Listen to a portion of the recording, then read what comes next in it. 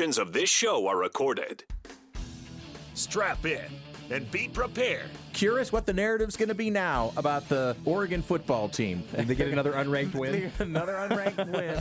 You know, you just can't get out of your own way, folks. Interesting guests. Kelly Graves, Mike Parker, Josh Pate, Melissa Lombardi, Yogi Roth, who said that Justin and I are smart. Sharp opinions. What's amazing to me is we're talking about a 10-1 team that's 7-1 in the Big Ten, like they're underdogs. I know.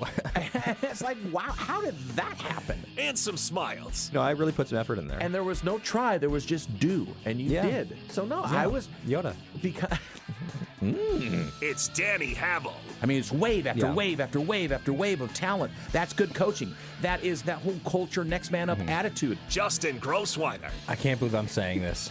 Thank God for the Beavers. They saved the weekend for me. Danny and Justin starts now on Fox Sports Eugene and Fox Sports Newport. Hello, neighbors, and welcome high top the Delta Triad, the Crystal Palace, the Fox Sports Eugene, Fox Sports Newport studios. This is the Danny and Justin radio program. You can follow us on Twitter and Blue Sky, Danny and Justin, wherever you pod. Danny and Justin are the fastest 60 minutes. We're live from the Bigfoot Beverages Studios and the Oregon Man Clinic's hotline at 541-343-5673. Boy, oh boy, there are elephants in the room.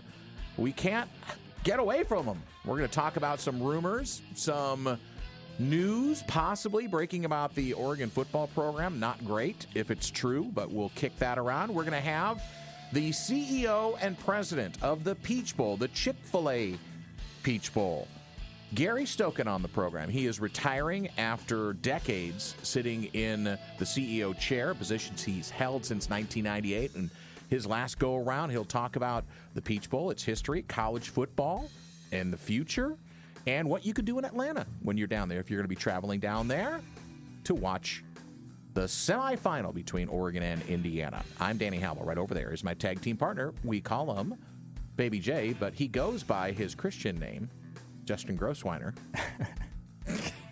What a boy! You know, I actually do have a Jewish name, right? It's Yair. Okay, so you don't go by that, I don't though. go by that, no. So that's why I said it's your Christian name. All right. That is the proper way of saying that, even though you are Jewish. So It's very true. All right. Well, my friend, that's in the last couple of hours, it's been interesting, and things that we could debate about sources, information that comes out that hasn't been verified.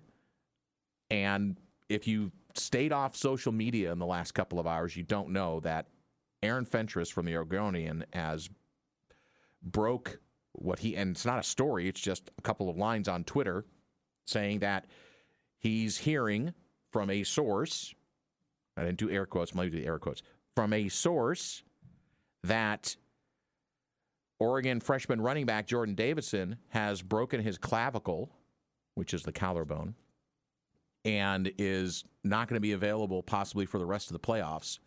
Very likely, he put in big letters. He says, I can't imagine a running back playing with a broken collarbone. I can't either. I'm just curious because I went to Zach Neal and asked him, does he hear it's true? He says, yeah, I hear it's true, but also he heard from Matt Preem, another writer that follows the Ducks, that he saw Jordan Davidson in practice yesterday. Mm-hmm. So I don't know who to believe, except the first official injury report is going to come out at 5:10 Pacific time tonight. That will, if it's Jordan Davidson's on there as an out or a questionable, who knows? But if he's not, he's not. What do you think? I think we're going to find out at 5:20, basically. Yeah, I do too. I think that I'm leaning toward this is true, but there's a good amount of skepticism. I don't know what percentage I'd give it. I said to somebody earlier, 25% I think this is just fake. But I think it might be closer to 60-40. Who knows? I think this could be one of those things. 60-40 fake or 60-40 true? 60-40 true. I definitely lean toward this being true.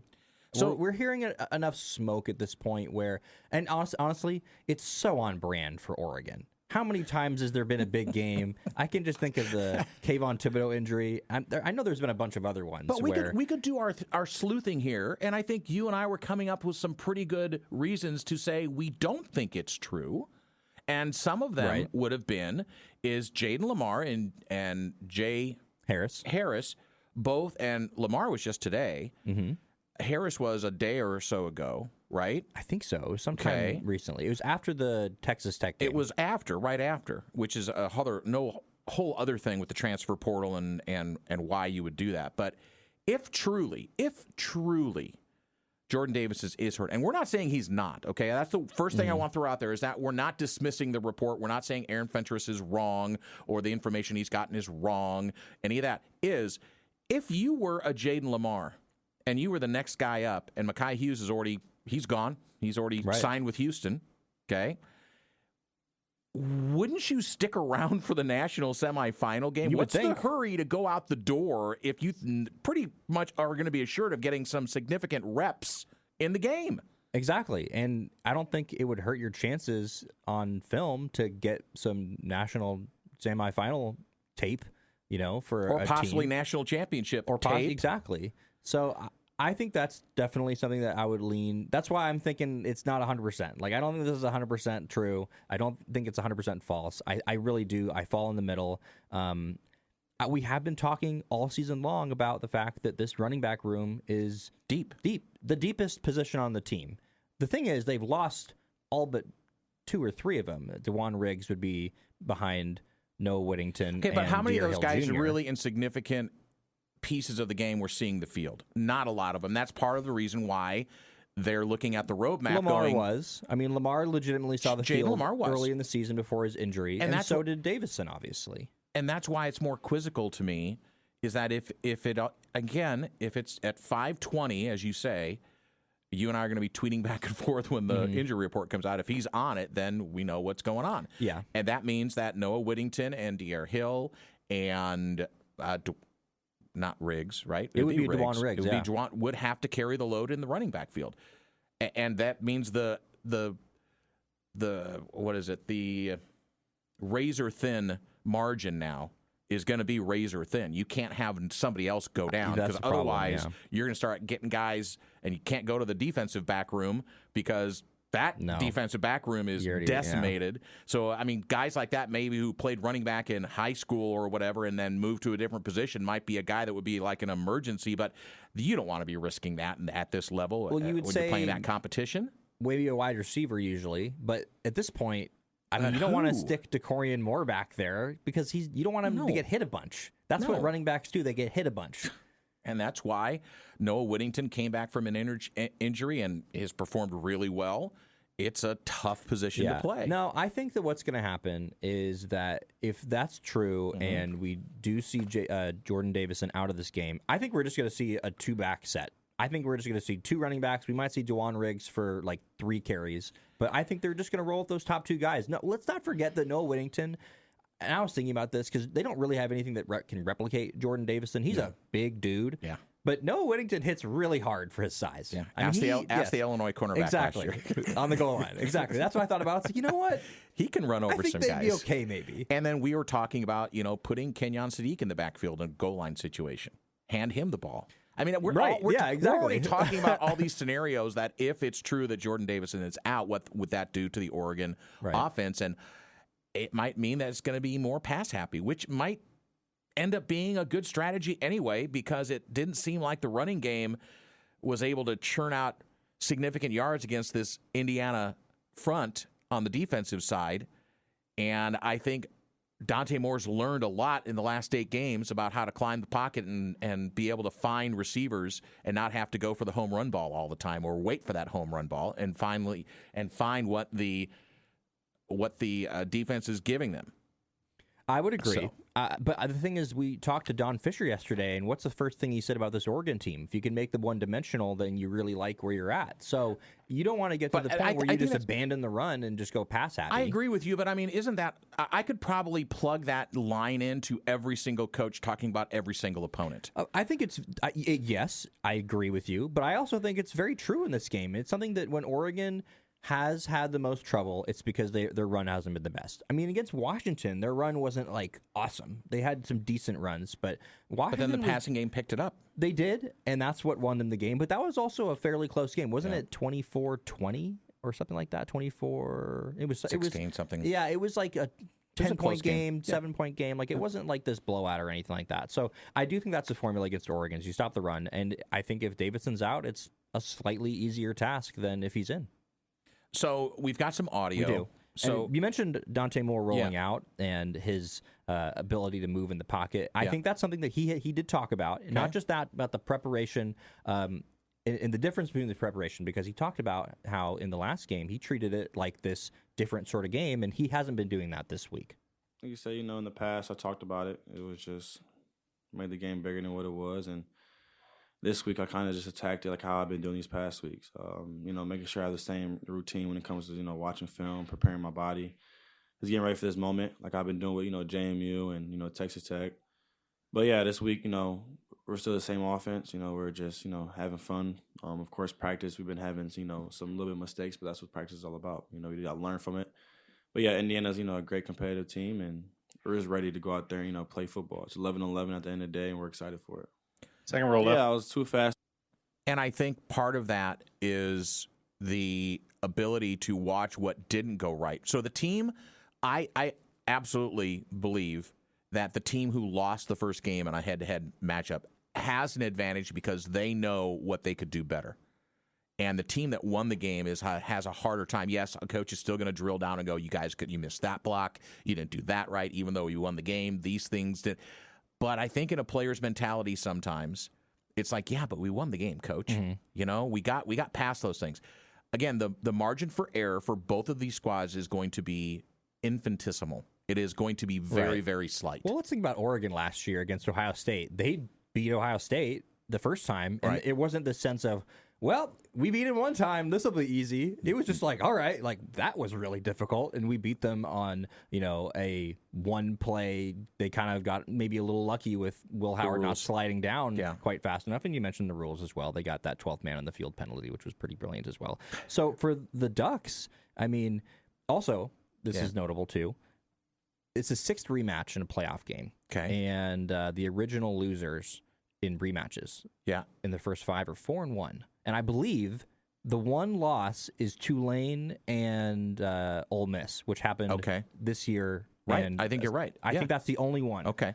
So historically, it's been pretty good for the rematches. Danny and Justin radio program, we got some more audio as well. We do. Okay. So you mentioned rolling out, and I think that the pocket movement for Dante after that game was something that we said, hey, could have been better. Yeah. And I think he would agree. Yeah, I was too fast on my progressions. There was some times where there was an open guy, and you can say I was kind of seeing ghosts out there. It was more of just trying to get through my progressions too fast. And another thing, too, is when I climb into the pocket, I tend to, I was trying to rush and get out. And there were some times where I can climb into the pocket and there was no need for me to move. So those are probably the two biggest things. Just got to, learn from there. But, yeah, I'm feeling real confident and excited. So we're saying what we kind of want to hear, right, Danny? Absolutely. That's the things that we talked about. So it's good that he's articulating those things himself. One thing that I don't think he will be able to articulate, even if the team does know about Jordan Davison, about some of these other injuries, is they're not going to talk directly about, hey, what are we going to do if this guy's out of the game? But he does talk about sort of the challenges of dealing with the transfer portal and dealing with injuries and all the distractions in college football right now. Yeah, this whole year we've been doing a great job when it comes to next man up mentality. A lot of players have stepped up for us. But yeah, it's a lot of distractions going on in college football right now. Portal, NIL, people being hurt. But Coach Landon's doing a great job making sure we're focused. Understanding that there's only 4 teams left. These are things that you dreamed of, I don't know if Oregon's ever been in a Orange Bowl or a Chick-fil-A Bowl. Like, these are things that as a kid that you, just wish for, and you got to be present where your feet is at. Of course, the portal has a window of when it opens and closes. So, a lot of it is just, business. People got to make their decisions and go from there. But, we're just more excited. We're ready for this game, and we're ready to get going. By the way, that transfer portal opened up on Friday, January 2nd. It runs through January 16th. There's an extra 5-day window for teams that are playing in the national championship game. So, and Oregon's already, it's been well documented. We'll talk about it a little bit more in the last segment of the program for both Oregon and Oregon State on the portal. The Danny and Justin radio program here. We've got some tickets to give away to Ohio State, Oregon men's basketball in just a few moments. So stay tuned for that. We'll do that before we get to Gary Stanton and the Peach Bowl and talk about what's going to happen in Atlanta on Friday and what you can do in Atlanta if you're traveling there, like I am tomorrow. So one more, and it's Noah Whittington, which is kind of timely with what we don't know yet for sure, what we think we know with the running back room, and how Noah Whittington has taken it on himself to be one of the leaders in that pack. Like I'm the vet, so it's just, I feed off of just seeing my younger guys just have success, and they feed off me too. They always say you get us started, you get us going, like we feed off you. So, we feed off each other. Like sometimes I'm in games where the run's not hitting or I miss a hold. They're like, "Hey, bro, remember what you told me?" Like they'll tell me what I told them, and I'm like, "Damn, y'all sound like me. Like you coaching me up." So yeah, it's unique, man. It's special, and I'm glad I got the opportunity to share this time with them because a lot of people don't get that. A lot of people don't get freshmen that get to come in and that's ready and that's as talented as these guys. And I'm just happy that I got the opportunity to share the backfield with them. So, with what we don't know about Jordan Davison yet, would it be I mean, it's not like it's cataclysmic. Would it be horrible to have 3 running backs and just concentrate on those 3 running backs? Yes. All deference to Jordan Davison, who brings an entirely different type of running prowess to that room, especially in you need 2 yards. You need to go smash mouth on something. But you just mentioned Noah Whittington has shown that he's got that ability to drive down and through a defender. But wouldn't it be okay to have a couple of running backs sharing the load and they get more carries, get themselves more, the engine keeps revving instead of starting and stopping? Is that horrible? I don't think it's horrible. I think the argument throughout the season is you want a lot of guys to keep them fresh for, guess what, right now, right? When you're playing those big games. But now you have. It's now 2 games. It's a sprint now. We know that a running back theoretically can take like 30 carries, right? 30, maybe even more if it's depending on the guy, right? So I don't think that Oregon is totally out of water, in the deep end here because of this injury. As I was saying, Noah Whittington. Potential injury, yes.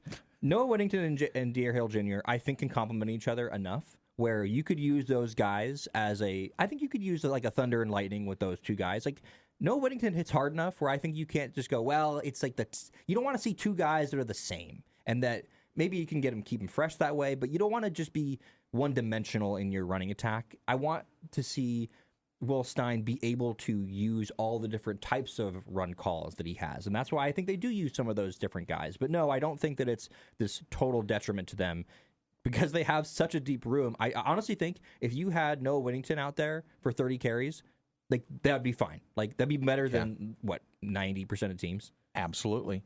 So that's all going to be played out here. And again, we'll watch the injury report. You'll be talking about it tomorrow, I'm sure, with Goose in the studio and how it's going to all fall out.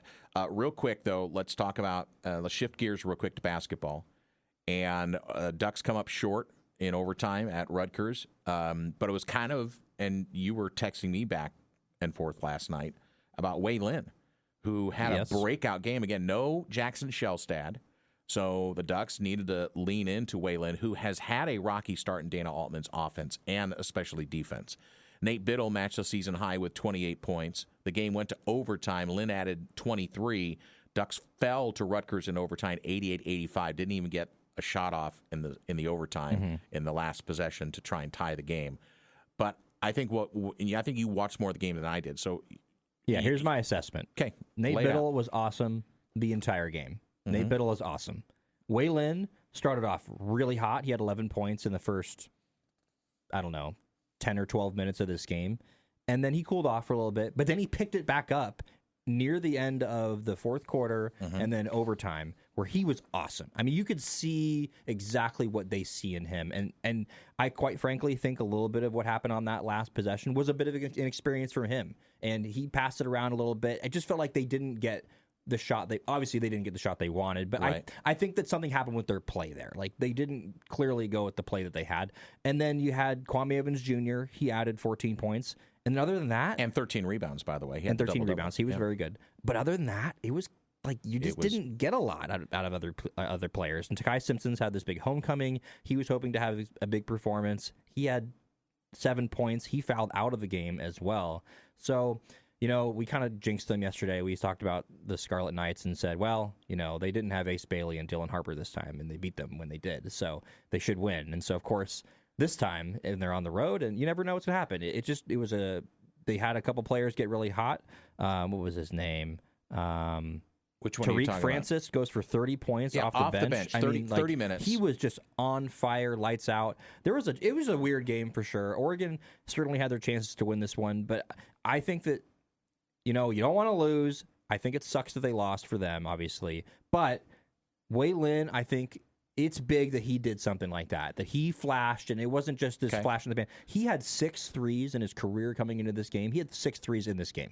So Oregon, if you take this stat line normally, Oregon probably wins the game. 45% from the field, 40% from 3, 75% from the line, but they only went to the line 16 times. The free throw disparity did you see, Rutgers? 30 of 34 at the line. Now, Dana Altman said the thing he was disappointed in the postgame, he said our toughness wasn't very good, and we've got to get a lot more disciplined. And he's been talking about that. It's been a constant theme. Well, and I don't know if this is the play he's talking about in particular, but it was it Davis Power? Mark. It was Lino Mark. He got this offensive rebound that was called a foul at the end of, I think it was regulation, where they would have had, basically nobody boxed him out, and they called a foul on him kind of inexplicably. It was a terrible call against Rutgers. Yeah. And I think that was just one of those plays where it's like, what are you guys doing? Like, box out. Like, how is this happening? Those are the little things that absolutely can lose you a game, and it did. One possession is all it takes. Right. So Ducks are 8-7 now overall, 1-3 in the Big Ten. This is not a great loss. I mean, no losses are great, but they split the road trip back east. They come back home, take on Ohio State Thursday night, and so we have a pair of tickets to give away as we head to break. Ohio State, Oregon, 7:30 Thursday night. That's your appetizer before the Chick-fil-A Peach Bowl on Friday night. One pair ticket right now for caller number 9 on the Oregon Man Clinics hotline at 541-343-5673. Caller number 9, a pair of tickets to Ohio State, Oregon men's basketball for Thursday night. Back with Gary Stokan from the Chick-fil-A Peach Bowl on the Danny and Justin radio program. The Danny and Justin radio program rolls on with our wire-to-wire Peach Bowl coverage. The national semifinal will be in Atlanta at Mercedes-Benz Stadium, the Chick-fil-A Peach Bowl, and we are very honored to have the CEO and El Presidente of the Peach Bowl Incorporated, positions he's held since 1998, and this is his last turn around the sun. It's the great Gary Stokan joining us. Gary, are you getting a bit reminiscent? Are you looking at things a little bit differently? As you know, this is your last time sitting in that chair as the CEO and president of this great game. I'm a little worried now that you call me El Presidente after what Trump did with Maduro. So and he's got a great sense of humor, too, folks. No, it's been a great run. It's a blessed run. I've been able to spend 12 years in my corporate life as a volunteer for the Peach Bowl, and now 28 years as CEO and president. So it's been a lot of great relationships, a lot of challenges, but a lot of great accomplishments with a great team here with my board, who's some of the great companies in the city of Atlanta and Fortune 500 companies, and the best staff in the Bulls business. And as you'll learn, some of the great volunteers who provide Southern hospitality to our guests who come into big games here in Atlanta. Sellouts in 22 of the past 25 seasons. This organization has distributed more than $280 million in team payouts and donated over almost $60 million since 2002. As Gary Stokan joins us to talk about the Peach Bowl. So let's start there, Gary. I mean, you've seen a lot and a lot of changes in the last couple of years, especially with the college football playoff. So how has it been that this game has endured and been able to navigate what has been choppy waters in college football over the last decade? Well, I had started in 1998 as president of the Atlanta Sports Council and president and CEO of the Peach Bowl. And we were just coming off the Olympic Games in '96, and Bob Costas termed a phrase that Atlanta is becoming the sports capital of the world. And so we got with McKinsey. We developed a strategy to go raise some money and put on our board the top vice president of marketing of the Fortune 500 companies like the Cokes, the Deltas, the Home Depots, the Georgia Powers, the Aflac, Chick-fil-A, et cetera. And we developed a strategy to become the sports capital of the world. So we went out, got Super Bowls, Final Fours, men's and women's, ACC basketball tournament, the NBA, NHL, and NBA All-Star games, WrestleMania. I could tell you a story about Vince McMahon on that one.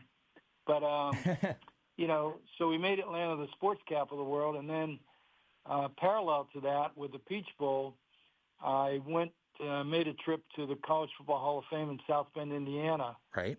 And it was very antiquated and very old. And I said, man, this would be fantastic in Atlanta. So I started an endeavor and a vision to bring the Hall of Fame to Atlanta and signed a 30-year license with the National Football Foundation to bring the Hall here. And we in 2010, and we opened it in 2014. Always wanted to get into the BCS. We were unsuccessful, but when the presidents legislated a 12th game to the schedule, I created the Chick-fil-A Kickoff game at the beginning of the season, right? And which has become the Aflac Kickoff game. And I told my board, I said, they're not going to let us in the BCS. We're going to start the BCS on the front side of the season, because I'm very competitive. Wow. And I called it the Daytona 500 of college football, and I got a cease and desist letter from Daytona 500. But we basically changed the face of college football on the front side of the season. And along with those things, we sold out 18 straight Chick-fil-A Peach Bowls in the Georgia Dome. And I think the commissioners looked when they went to the CFP and said, hey, these guys deserve a chance. And so we got in 14, and we've had 4 semifinals in this, our last year of the 12-year contract. In every semifinals, we've hosted one in the country. And over the last 7 years, we've only trailed the Rose Bowl in TV viewership numbers and attendance numbers. Wow. So it's kind of been like the Phoenix rising from the ashes in Atlanta here. And this matchup in particular, it's definitely a marquee matchup between Oregon and Indiana. What excites you about this game in particular? Well, anytime you can have the 2 top 10 offense and defenses in the country playing with 2 star quarterbacks, one a Heisman Trophy winner and one that could be the first pick in the NBA draft potentially in Dante Moore and Fernando Menendez, sets up for a great matchup. When you take Mercedes-Benz Stadium, which I think is the best stadium in the country with concession prices that are their lowest in the NFL, so it lends itself to great fan experience, 2 college bands and 2 college teams fans who don't sit down in a sold-out atmosphere, along with a halo board, which is an additive experience to the whole sight lines, which are fantastic. I think it sets up to be a wonderful, wonderful matchup and a great atmosphere. We'll promise you 72 degrees. All right. We may promise you that on Wednesday and Thursday as well, believe it or not. That's fantastic. The wife will love that as we fly in tomorrow morning to Atlanta and stay for a few extra days before the football game. As we are with Gary Stokan. He's the CEO and president of the Peach Bowl, the Chick-fil-A Peach Bowl featuring Indiana and Oregon. It's the college football semifinal that's going to kick off 7:30 local time. It'll be 4:30 here on the left coast on Friday. And we'll already know who's going to be in the other side of that championship final because Fiesta Bowl kicks off on Thursday night. So the Peach Bowl's got it all to themselves on Friday evening. Gary, and I know I'm not flattering you here, but it's pretty it's pretty interesting to talk to a guy that's got an award named after him. Most times awards are named after people that aren't with us anymore, but you've got the Gary Stokan Hero of the Gridiron Award that the Georgia Lions name every year.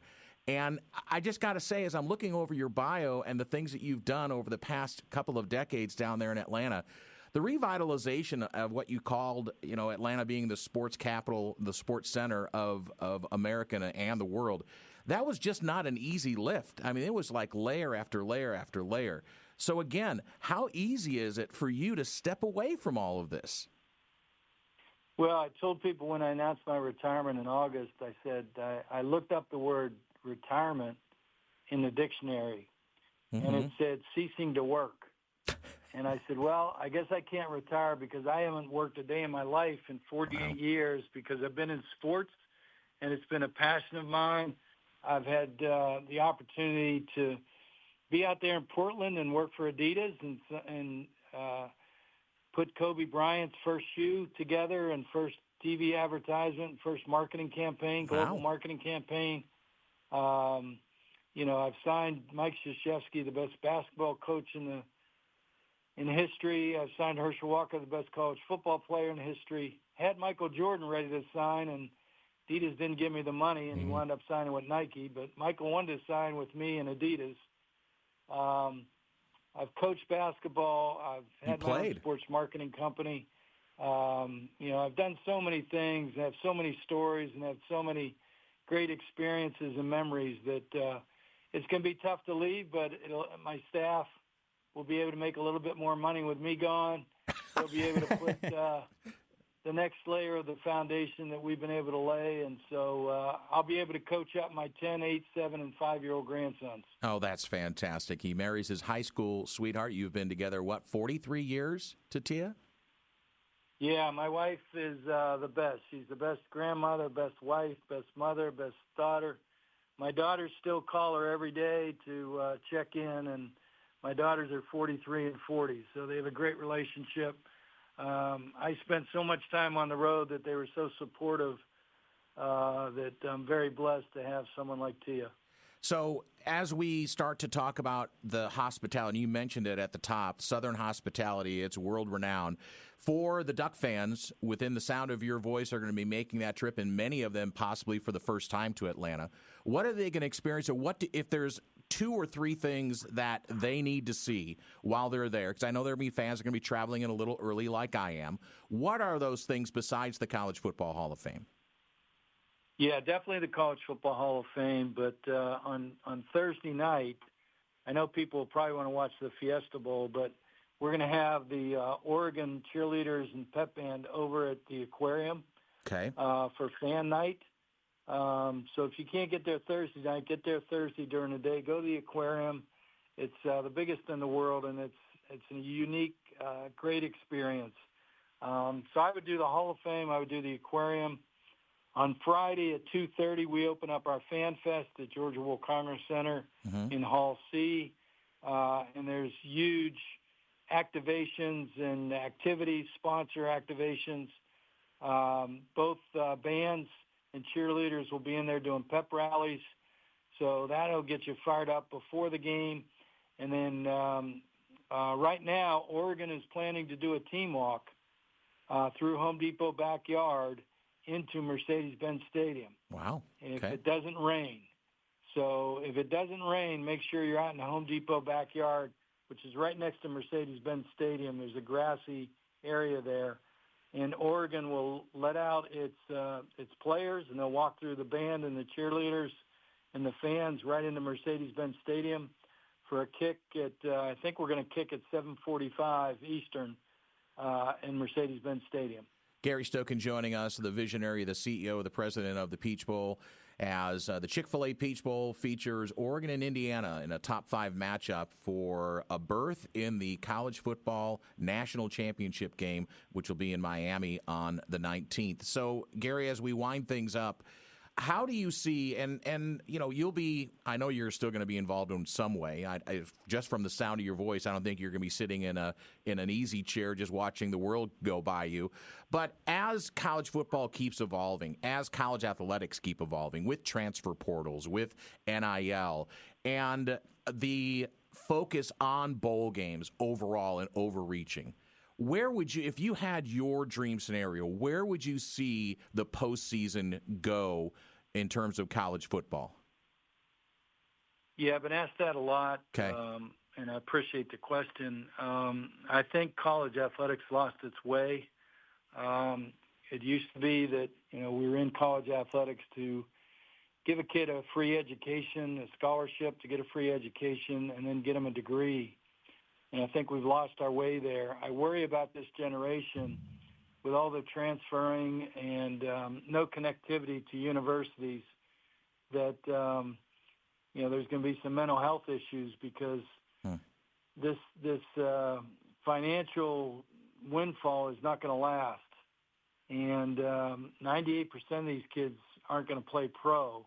Mm-hmm. And even if you do play pro, you're there for most cases 3 years. You don't make it to the fourth year of free agency where you make generational money. So, they're losing 30% to agents. They get taxed. They're sending the rest home to mom and dad or to take care of their brothers and sisters and family. Yeah.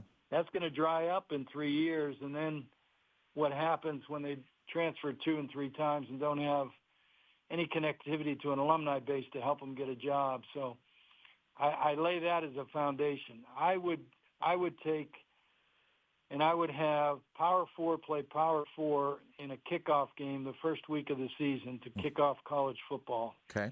And then I would move to a 10-game schedule. I would get rid of championship games.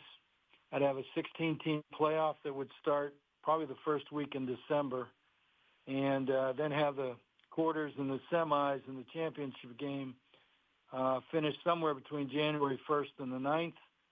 I would have the transfer portal start immediately after that, and then I would move back the signing date to February for the high school kids. Mm-hmm. So like the free agency in the NFL, you have transfer portal, and then you have the draft. Yeah. Then I would have spring ball in April and May. I'd do OTAs instead of spring ball. And then I would have summer camp somewhere July 7th through the end of July, and I'd start the season in third week in August. I'd let them transfer once unless their coach was fired or left, so they can get a degree and make sure that they have some connectivity. I'd get rid of betting. I'd conglomerate the TV rights of all the conferences so we can make more money from our TV rights rather than let the TVs stagger the contracts with the conferences so they can dictate the TV deals. And I would start a commissioner of college football, basketball, baseball, and women's basketball with a board that's comprised of 2 players, 2 coaches, 2 presidents, 2 commissioners, and 2 ADs that know that sport. And I would have the Olympic sports all compete regionally under the national governing bodies of USA Track and Field, USA Swimming and Diving, USA Gymnastics, USA Volleyball, USA Wrestling, etc. So they can start to get ready for the Olympics, because 80% of our Olympic teams comprised of college athletics. So, and I would, any type of financial wherewithal, I'd get rid of pay for play, and I'd make it more, number one, if you get your degree, and number 2, I'd kind of give people a scholarship forever. If they don't get their degree in 5 years, let them come back free. Right. And I would do something with the medical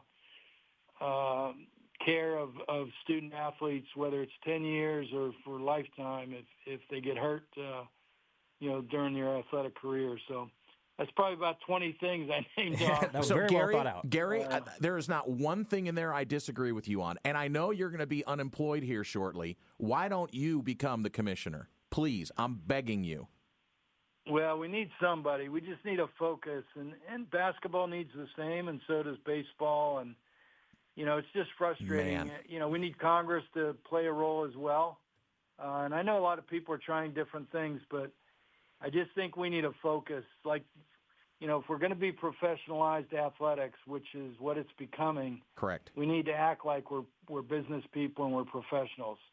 And anyway, it's a little frustrating because my parents have taught me you want to leave things better than you found them. And although I've left the Peach Bowl better than I found it, I feel like we've gone backwards with college athletics, which I was a benefactor. My dad made $17,000, the most money he ever made, working 3 jobs. And I was blessed to get a scholarship and get my education free and, became a productive citizen in society. And I think that's the 98% of the kids that are coming through college, whether it's football, basketball, tennis, soccer, lacrosse, whatever.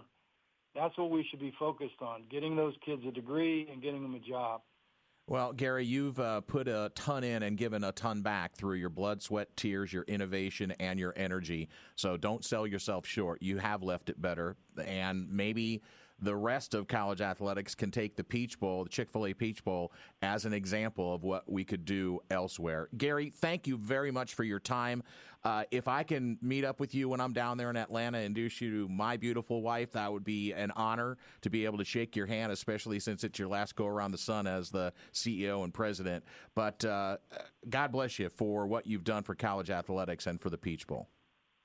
Well, thank you. It's been a blessed run, a labor of love, and I look forward to meeting you in the press box and saying hello, and anything we can do, let us know, and travel safe. I will. You won't see me in the press box, though. I get to be a fan, so I'm just going to tell you. Good for you. That's better. I'll be in section 129, so maybe I'll see you in the club. I look forward to it. All right, thanks Gary. so much again, guys. Appreciate you. And when I say the club, it's the club at the stadium, not like... There's a lot of good clubs in Atlanta. Have you ever been to Atlanta? I have been to Atlanta. I can't remember how much I've hung out there. I used to live in Jacksonville, so not too far from Atlanta. Oh, okay. Well, yeah, you were down there. By the way, congratulations, Micah Hipsman. He's a truck driver from Mount Angel, driving around, listening to the Danny and Justin radio program, and won himself tickets to Ohio State, Oregon. Let's talk a little bit women's basketball, transfer portal as well. When we come back, Danny and Justin here on a Tuesday. Oregon women basketball on the road, big test, 7 p.m. tonight at the Galen Center as the Ducks visit number 21 USC. Ducks coming off an 87-54 win over Northwestern, getting their first Big Ten win of the season. USC suffered their first loss Saturday. They fell to UCLA and fell hard, as they say, 80-46. Wow. Ducks under Coach Kelly Graves, 13-3 overall. They're starting to receive some votes in the coaches poll, and they're 26 in the net. They're just 1-2 in the Big Ten. Trojans are 10-4, 2-1 in the Big Ten. So win would give Oregon a 2-2 record, 3-1 in true road games this season, and 5-2 in all away games from home. So they're getting some votes, huh? They're starting to get some votes in the coaches poll. You know why that is? Because you're voting in the coaches poll? I am not voting in the coaches poll. It's because of that game against Michigan, I think. I think that was the game that... Started to get that, yeah. Listen. I'm not disagreeing. Would have loved to win that game, sure. But at the same time, I think that you go up against a team like that and put up a performance the way that they did, you're going to start to get some respect. I think the whole there's no such thing as a good loss conversation, I think that's not true. I think there sometimes is such a thing as a good loss. So Oregon after the Tuesday matchup tonight, which is Tuesday, thank you. Our days are still running together, folks. Michigan State on Sunday at home. That's a 2 p.m. tip-off. And then they're on the road for 2 at Iowa and at Wisconsin Thursday and Sunday. So Coach Graves, a lot of powdered eggs at the Marriott as he heads to the Midwest. So you'll talk about that tomorrow. By the way, I'm off for the rest of the week. I'll make an appearance on Friday. There'll be a special show on Friday, a 3-hour show on Friday, noon to 3, before the Peach Bowl, before the Chick-fil-A Peach Bowl. Justin will be in studio, a co-host to be named. It'll be special, that's for sure. We're drafting. Justin's a little anxious, but we're going to get him through it. Okay? No comment. We put a lot on his shoulders when I'm not here. Let's just put it that way. But you always do well. I mean, you can have some confidence on that. All right, so let's talk about the transfer portal. Alonzo Barnett, who we just saw playing for JMU, left JMU. He's already with the Scarlet Knights of UCF now. So he's with Scott Frost, a known offensive genius. Rocco Becht, Yeah. followed Matt Campbell from Iowa State to Penn State. He'll be the new quarterback there. Just Billy Edwards Jr., who we saw. And Billy Edwards Jr. came from Maryland to Wisconsin. Now he's headed to Bill Belichick and North Carolina. Yeah, he barely played for Wisconsin. He was supposed to be their savior. Indiana's got their new quarterback for next year with Fernando Mendoza going bye-bye. TCU's Josh Hoover has transferred to Indiana. Those are some of the big names that have moved around a bit. Running back room, there's really nothing that stands out huge except Mekhi Hughes went to Houston. So, but how do you even evaluate Mekhi Hughes at this point if you're a team? Because I don't know. He was the number one running back transfer coming into this year. You're going to look at his tape from Tulane. Right. You're going to look at his tape from Tulane. That's what you. The only thing I guess you you have to, but that still seems like it's a risk. Do they have a star value? Did you see that? No, do they have a star value on him? See that. That's a great question. Because I'd like to see what they rated him.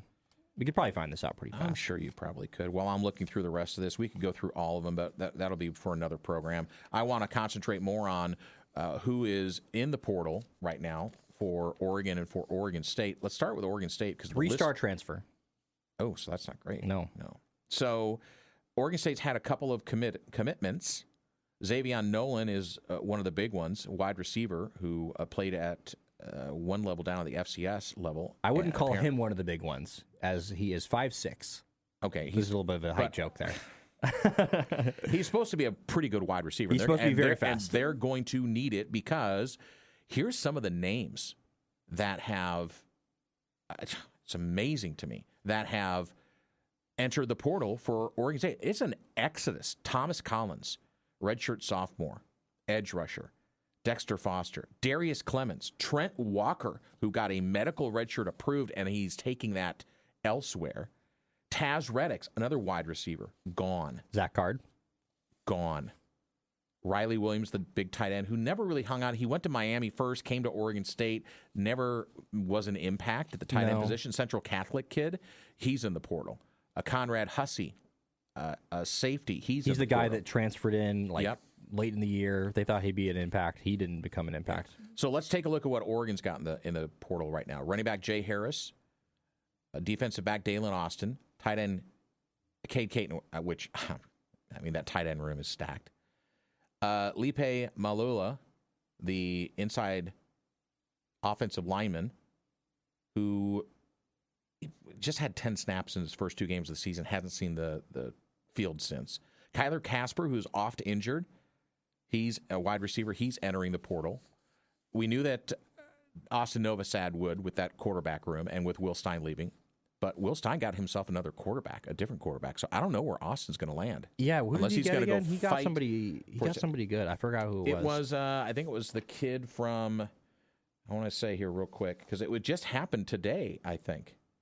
I think it was one of the kids. It was somebody good. Was it? It was Ellis? It was the guy that was supposed to go to Nebraska and flipped. Kenny Minchie. Okay. Yeah, and he flipped. So, yeah, I know that Nebraska fans weren't happy about that. And they apparently are visiting with Sam Levitt as well. Okay, good luck on you. And I think Sam Levitt's going to go visit LSU next, which is probably where the landing spot's going to be for him. Could be, because it sounds like Trinidad Campbell is going to come back to Ole Miss if he has his medical red shirt approved. If not, he'll have to go to the NFL. The defensive backs that are in the portal, Solomon Davis, Sione Laleo, Kingston Lopa, Dakota Fields, Jahil Florence, who commits to Missouri. Fields commits to Oklahoma. Lopa is committing to Tosh Lupoi's defense in Cal. We already talked about Mekhi Hughes at Houston. Jaden Lamar, who just entered today into the portal. And so it's going to have to be some movement now. Of course, a lot of these guys maybe look at the room and go, am I going to get on the field? Mekhi Hughes already committed to University of Houston, by the way. Yeah, Houston. So I think that all these guys, it makes sense for them to transfer. And I think for Oregon, there really isn't anyone on here because they didn't lose any starters, right? So there isn't anyone on here that I sit there and go, you know what? Like, I don't know how we're going to be able to replace this guy. I agree with you. Oh, a joke! I got fired from the bank today. A woman asked me to check her balance, so I pushed her. Dad jokes! Why didn't Han Solo like his steak? Why didn't Han Solo like his steak? Something about something about being solo. I don't know. No, because it was chewy. But he likes Chewy. Nope, probably because it was chewy. Yeah, that's true. Didn't want to eat its friend. Right. All right, I'm off for the rest of the week. Justin and Goose are going to take you on Wednesday and Thursday to get you further ready for the Peach Bowl. I will call in on Friday from Atlanta, where we will be in attendance. God bless. Put a smile on your face. Someone else's. They deserve it. So do you. Peace.